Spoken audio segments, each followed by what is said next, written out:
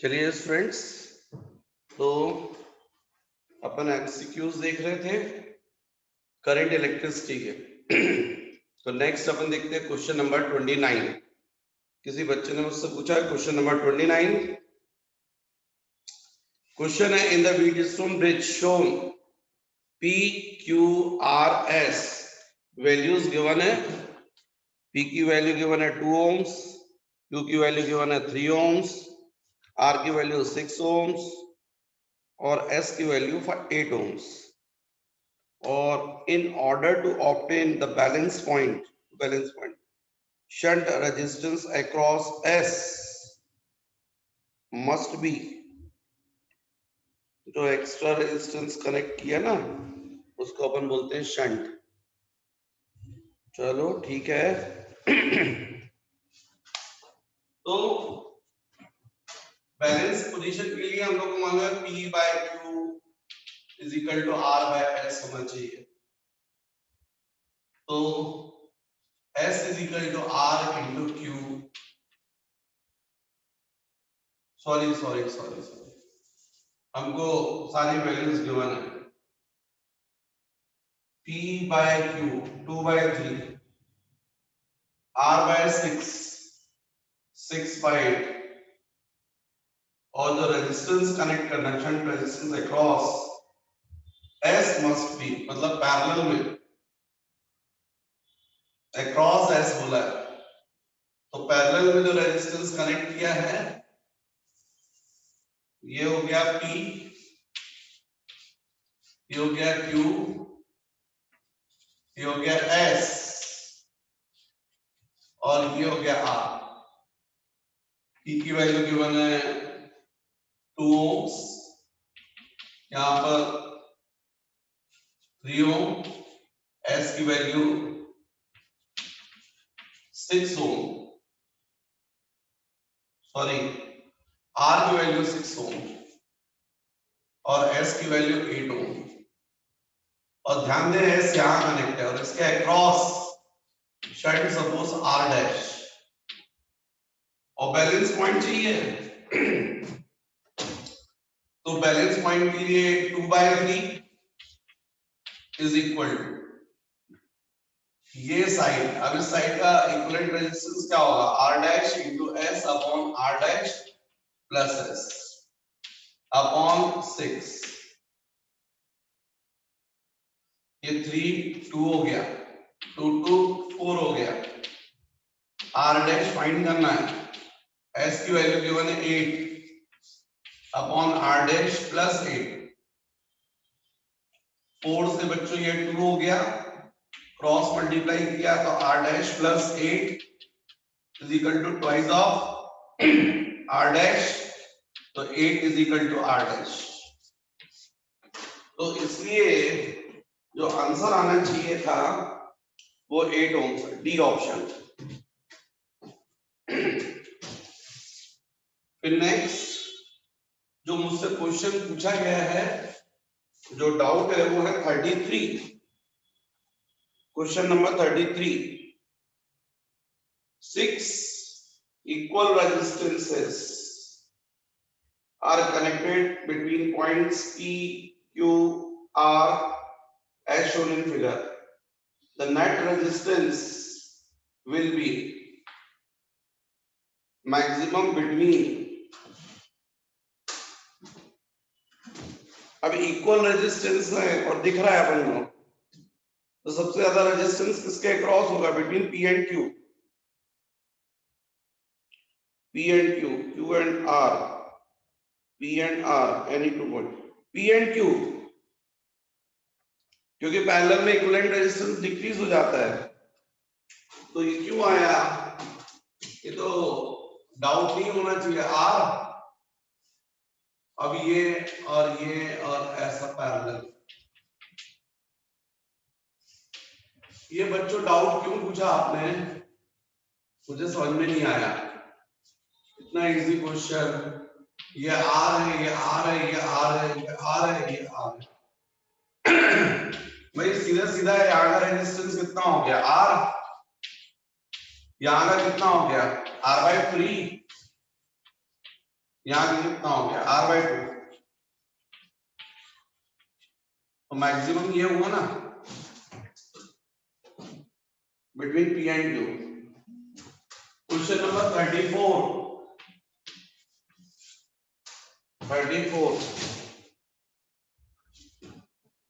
The total current supplied to the circuit by the battery.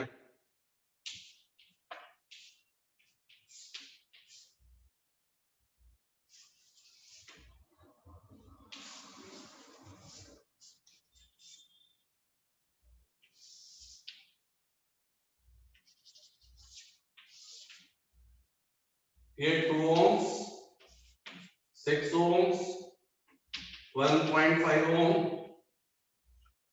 और 3 ohm 6 volt battery. ये positive terminal है तो यहां से करंट निकलेगा I, यही हमको फाइंड करना है।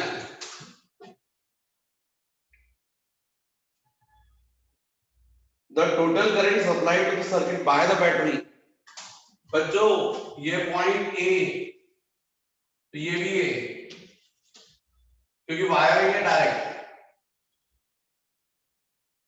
यदि डायरेक्ट वायर से कनेक्ट कर दोगे रेजिस्टेंस नहीं रहेगा तो हर पॉइंट पर पोटेंशियल सेम रहेगा। इस पॉइंट का नेम सपोज O, चलो O अभी बाद में लेते हैं, इसको ले लेते हैं अपन B और इसको ले लेते हैं C। ऐसे करना चाहिए। तो अब आपका ये A हो गया और नेक्स्ट पॉइंट सपोज ये हो गया C और नेक्स्ट पॉइंट सपोज ये हो गया B। तो AC के बीच में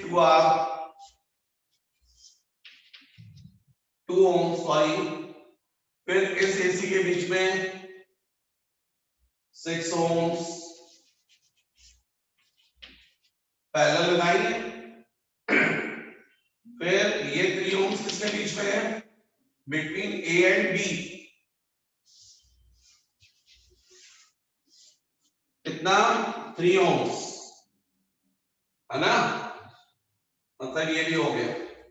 अब बचा एक ये 1.5 बिटवीन B एंड C, 1.5 ओम। और बैटरी किसके बीच में कनेक्ट है, बिटवीन A एंड B।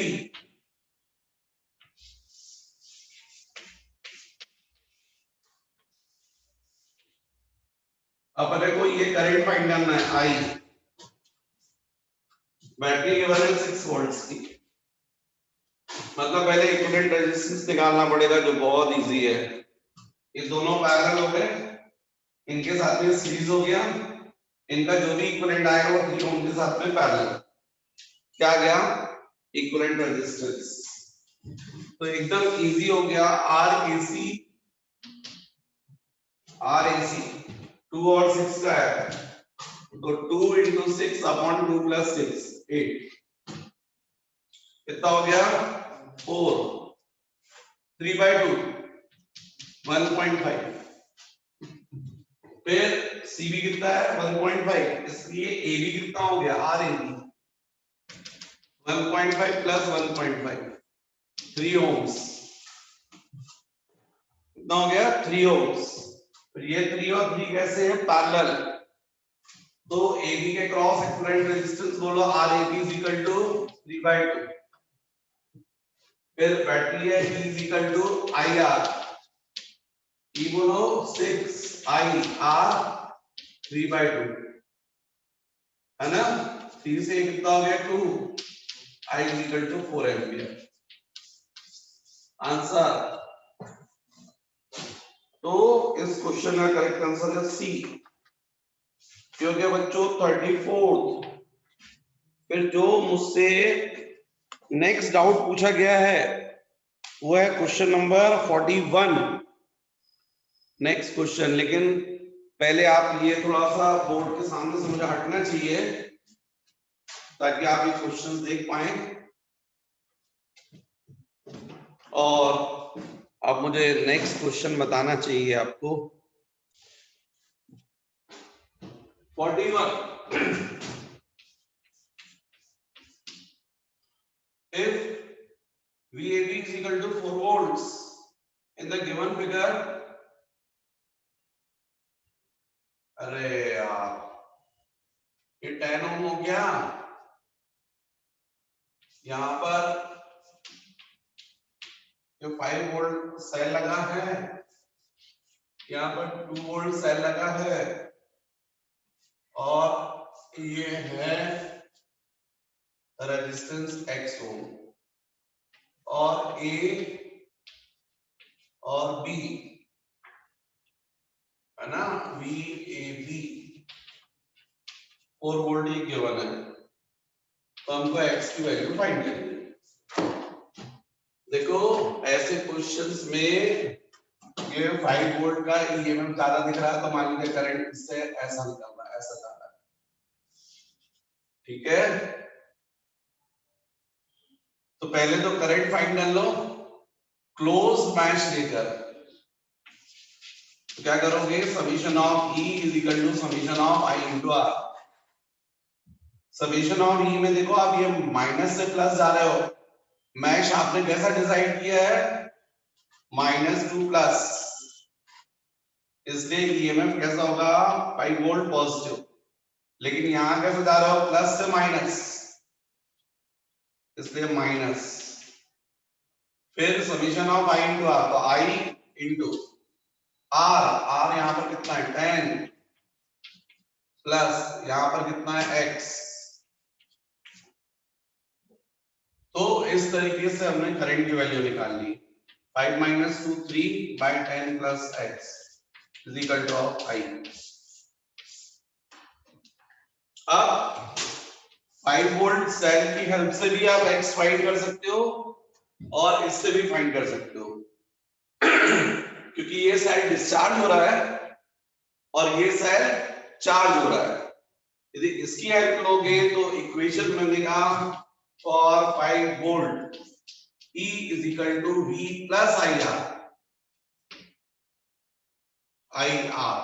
ठीक है। और यदि इसकी हेल्प लोगे 2 वोल्ट, तो चूंकि ये चार्ज हो रहा है इसमें करंट का डायरेक्शन इलेक्ट्रोलाइट में अपोजिट है, प्लस से माइनस, तो इसलिए इसके लिए होगा E is equal to V minus IR, दोनों से आ जाएगा, अपन इससे कर लेते हैं। तो E कितना हो गया 5। अब इसके अक्रॉस हमको टर्मिनल वोल्टेज या पोटेंशियल डिफरेंस ये गिवन है, कितना 4 वोल्ट प्लस I बोलो 3 by 10 plus x, R बोलो 10, तो ये जाएगा 5 - 4 1, 3 upon 30 upon 10 plus x, 10 plus x is equal to 30, x is equal to 20। तो इसका करेक्ट आंसर होना चाहिए बच्चों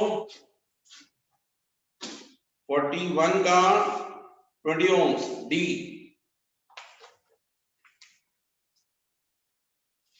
नेक्स्ट जो आप लोगों ने मुझसे डाउट पूछा है 41 के बाद, वो सीधे 61, बाकी सब बंद है आपसे, वेरी गुड। तो next question 61। 7 resistances are connected as shown in the figure. The equivalent resistance between A and B.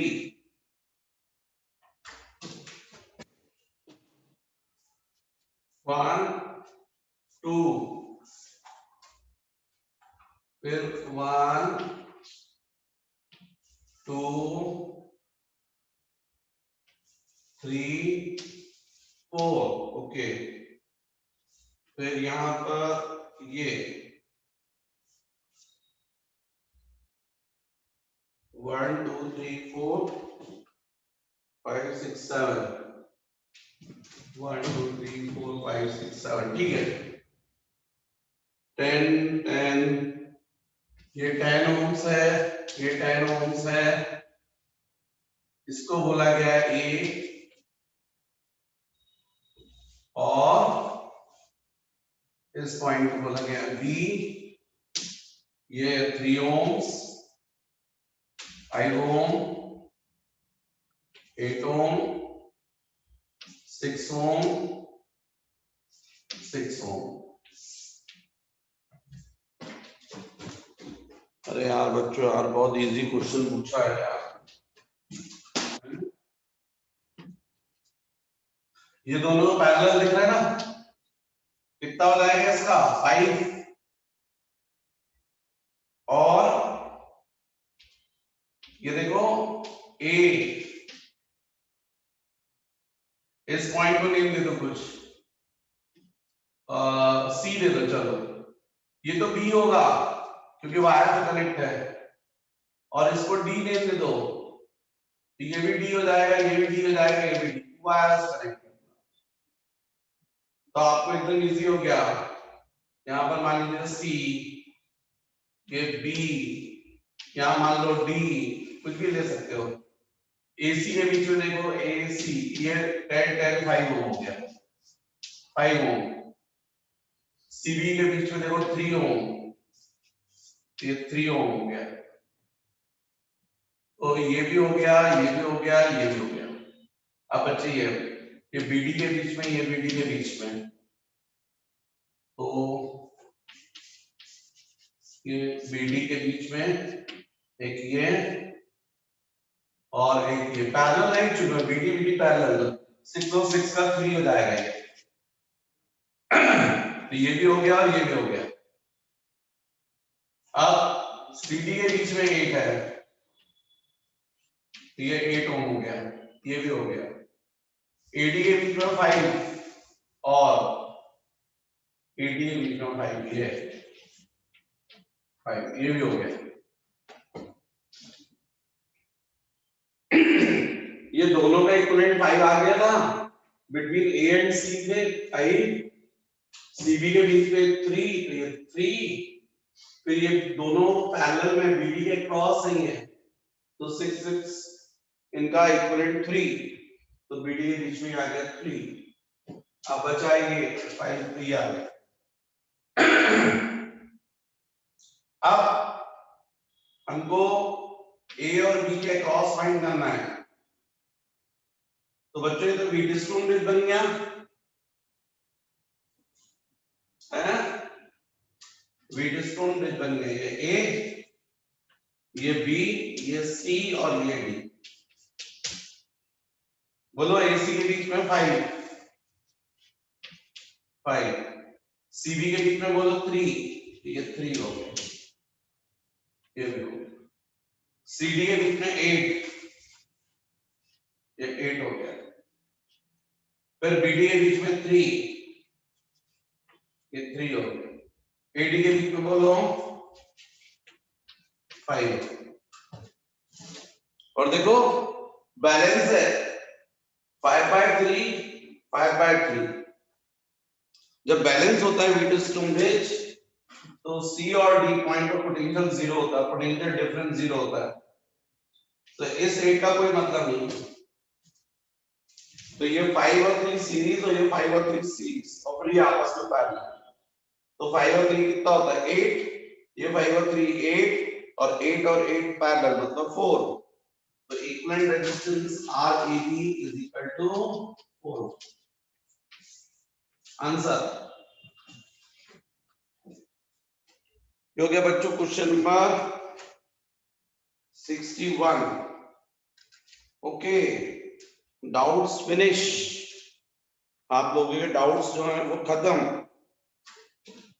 और कोई डाउट्स हो तो मैं पूछ लेता हूं आप लोगों से।